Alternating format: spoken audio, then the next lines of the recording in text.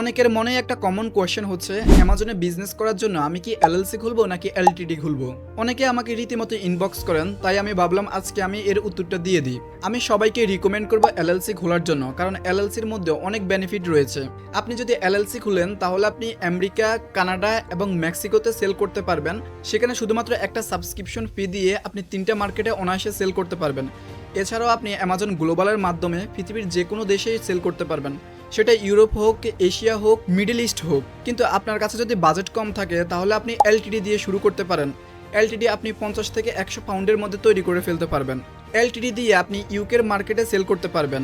এলটিডিতে কিছু লিমিটেশন রয়েছে, যেমন অনেক দেশ রয়েছে সেখানে আপনি এলটিডি দিয়ে বিজনেস করতে পারবেন না। বাট আপনি ফার্স্টে এলটিডি দিয়ে ইউকেতে বিজনেস শুরু করেন, দেন ইউরোপে সেল করতে পারবেন। পরবর্তীতে আপনার বিজনেসটা যখন গ্রো হবে তখন আপনি এলএলসিতে শিফট করতে পারবেন। এলএলসির জন্য সবচেয়ে বেস্ট হচ্ছে 3টে স্টেট: ফ্লোরিডা, টেক্সাস এবং ইউমিং।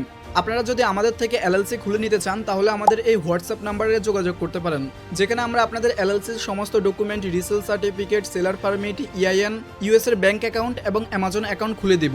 তাই আপনি যদি আপনার লাইফকে বদলাতে চান তাহলে তাড়াতাড়ি অ্যামাজন বিজনেস শুরু করুন।